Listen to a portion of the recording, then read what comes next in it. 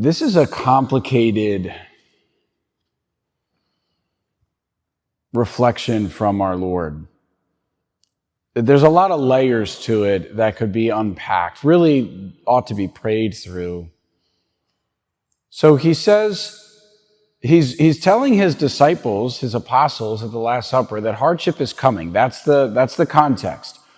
He's about to die, and he's telling them all of this stuff so that they would not personally fall away, that they too are also going to suffer, and they have to be ready for that. So he says to them, they will expel you from the synagogues. In fact, the hour is coming when everyone who kills you will think he is offering worship to God. So not only do they have to be prepared to be cut off from their community, which no one likes on a human level, but especially in the ancient Near East, that could itself be a death sentence. But then, in fact, they will try to kill you. And when they try to kill you, they will be so bought into that spirit that it will have a religious zeal to it. They will think in the act of killing you, they're actually worshiping God. It's not just they got caught up in the heat of the moment. There is a religious zeal. This is a spiritual exercise for them, namely your death. This does play out.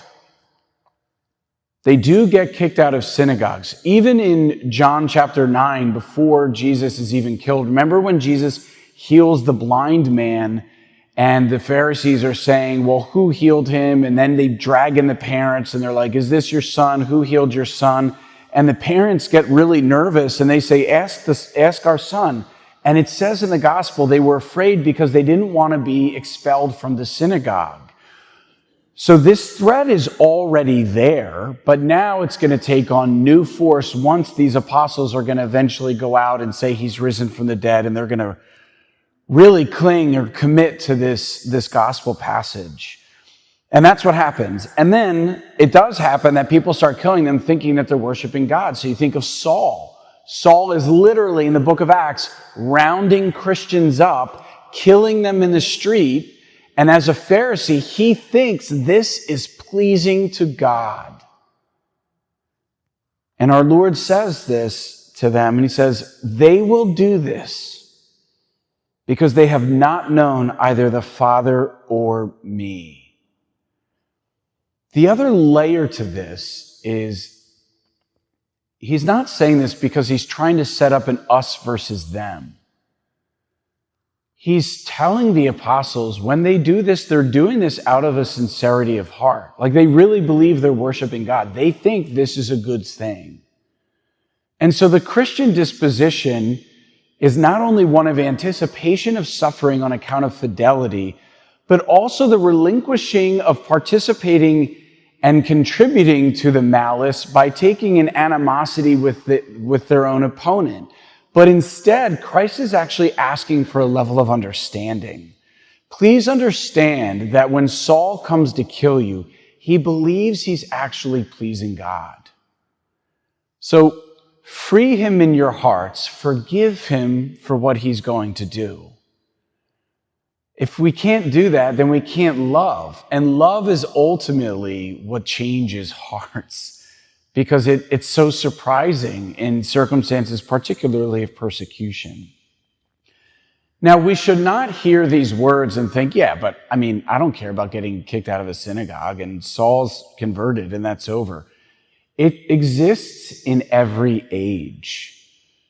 It exists in Muslim countries where jihad is being run against non-Muslims and people are being put to death for their rejection of the Quran and the Prophet Muhammad, particularly in countries like Rwanda and other areas of genocide. And someone like St. Bakita would be an example of that.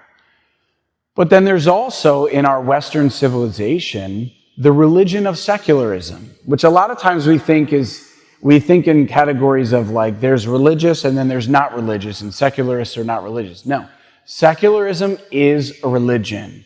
It's a system of beliefs that has a very particular worldview, a moral code, and expectations of what it means to be a devout secularist and what it means to be out of step with that.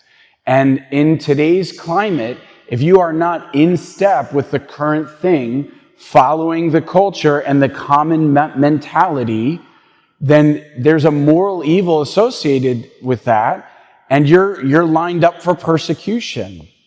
And we see examples of that all the time, but it typically plays out in political spheres.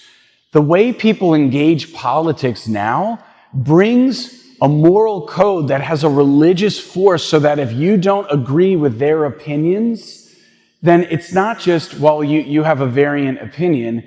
It's that you're this moral monster, and it is okay to take any measure to suppress or to quiet you or to shut you down. So that's where you get concepts like cancel culture.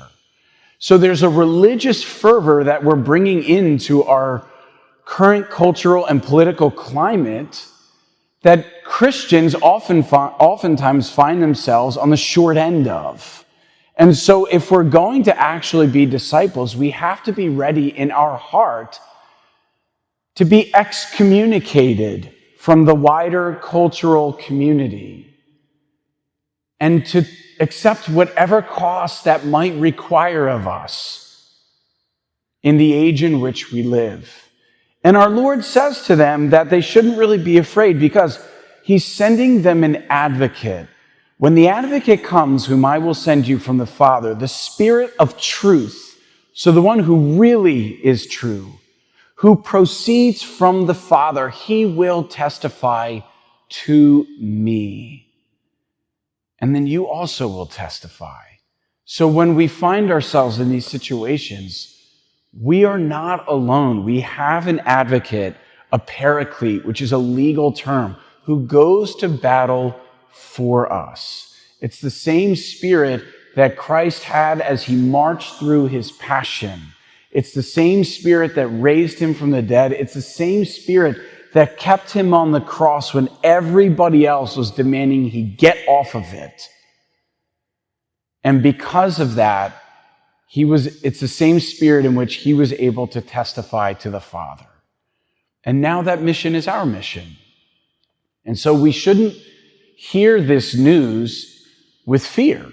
We should hear it with a kind of confidence, but understand the responsibility that it places upon us, so that we may be steady sheep who follow the voice of the shepherd, and through our fidelity bear witness, so that the Sauls of our time might become the Pauls that God has intended them to be.